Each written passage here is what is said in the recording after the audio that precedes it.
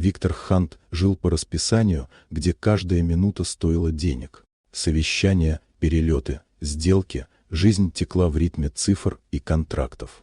Его империя охватывала полстраны, он владел виллой в пригороде Ландейла, коллекцией спорткаров и даже личным самолетом. Все, кроме времени, времени для семьи. Дома его почти не видели. Жена Клэр и дочь Эми привыкли к его отсутствию.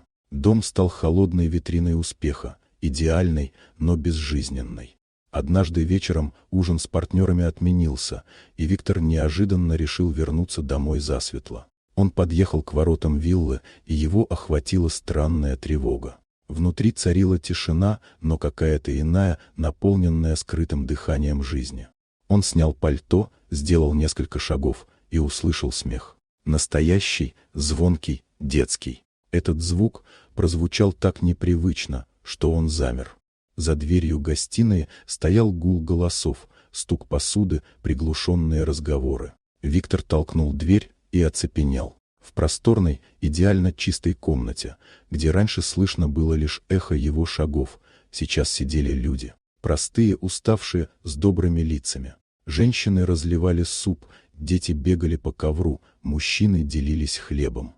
Посреди всего этого стояла Клэр. Она улыбалась, помогая старой женщине разлить еду. Рядом смеялась Эми, показывая свои рисунки мальчику с перевязанной рукой. Виктор не мог поверить. Его дом, его крепость и эти незнакомые люди за его столом. В груди закипел гнев, но взгляд Клэр остудил его. В ее лице не было страха, только тихая уверенность. Он понял, это она впустила их, открыла двери. Для тех, кто нуждался. Людей, у которых не было дома, еды, тепла.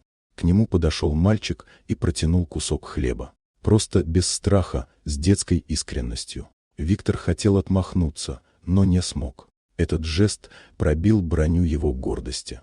Он сел, неловко, тяжело. Взял ложку, попробовал суп. Простой овощной, пахнущий домом.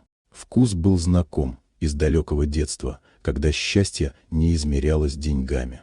Он поднял взгляд. Комната жила, смех, разговоры, свет. Дом дышал. Не мрамором и тишиной, а человеческим теплом. И впервые за много лет Виктор понял, все, что он строил, было пустотой. Настоящее богатство не в стенах, а в тех, кто сидит за твоим столом. Когда гости разошлись, он обнял дочь, потом жену. Впервые, по-настоящему. Он не сказал ничего громкого, не дал обещаний. Просто знал, сегодня он действительно вернулся домой.